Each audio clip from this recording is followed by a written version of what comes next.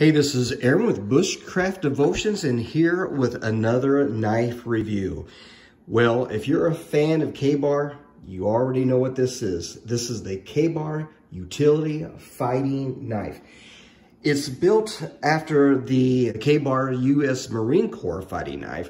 They had the leather stack handles, and this one is a little bit different. I enjoy it so much more because of the differences they have. So yeah, this is it in the sheath. I did add the paracord for the leg tie.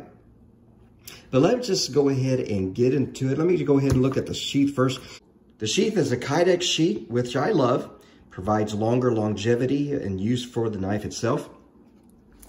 As you see, there are lashing holes, places you could put it on a pack or even put other stuff on it, which could be fire starters, compasses, whatever you want to put on there. Does have a drainage hole right here, and that is very good. It does have a retention, so either side, you just push a little bit on it as you pull it up. Otherwise, it's tight. And if you notice, there is not a lot of noise here, so that's kind of nice. But it holds it really tight. So you just push on there as you release it. But it's a nice sheath. It does have your nylon strap for your belt loop. It's a pretty good size belt loop as well. And that's why I use this to tie onto the legs. It doesn't just bounce around so much. It has other things you can put on it. It does have your retention button here. And once it's in there, like I said, it's really nice. You saw me shaking it a moment ago. But it's a really good sheath for this knife. I enjoy that. Just look at the knife itself. All right. So the overall length is 11 3/4 inches. The blade length is 7 inches. There's the thickness. Didn't measure the thickness, but it's a good thickness there. It does taper off a little bit up here. It does have your fuller on each side. It does have an epoxy powder coat. It's a smooth one. It is made out of 1095 Crovan high carbon steel. It does have your clip point. It is a flat grind and has a rockball hardness of 56 to 58. The handle is made of Kraton G. It is really nice. It does have the exact same shape as your leather stack. Has the lines here, and I think that's good if you're in a wet climate. Has a good grip because that part right here just fits very well in the palm. I mean, my goodness, our soldiers use these right there. Kabar, Olean, New York, USA. Like to see that. The sheath is made in Taiwan. The knife is made in the United States. Now this one is the black one. They even have the new Space Force department. It's a light baby blue and a light gray. It almost looks like a toy. Now that one looks like a fighter. The butt cap and the guard is made of commercial grade carbon steel. Now, I'll let you know, it does have a full tang, but it's a rat tang actually. If you can see, I don't know if you can see it right here. There you go. You can see it right there. So the blade, see those two lines here and here? That is actually the thickness of the blade as it goes through the handle. And you can see it because it goes all the way through. So you can see it out the butt and it's pinned right through there. So yes, you can use these for all kinds of things. Now, when it comes to bushcrafting, is it a good knife to bushcraft? Yes, you could use it. I've seen people baton with this, but I would say be cautious with batoning.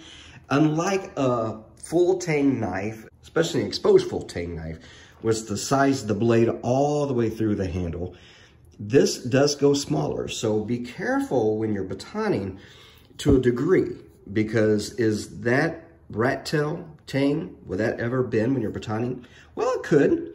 I mean, these knives have stood the test of time, but you also want to realize that a knife is to be made for a knife. Can you baton with this? Yes. Can you chop with this? Yes. But if you have a small hatchet or an axe, use those instead. And then treat this one as your knife, whether food prepping, whether defense, whether other small tasks. That'd be great with making feather sticks, carving other spear sticks that you might need for whether fishing or as defense, tent spikes. You can do all kinds of things with this knife. Once again, our soldiers sometimes had to rely on the Kabar utility fighting knife with their life. And so can you.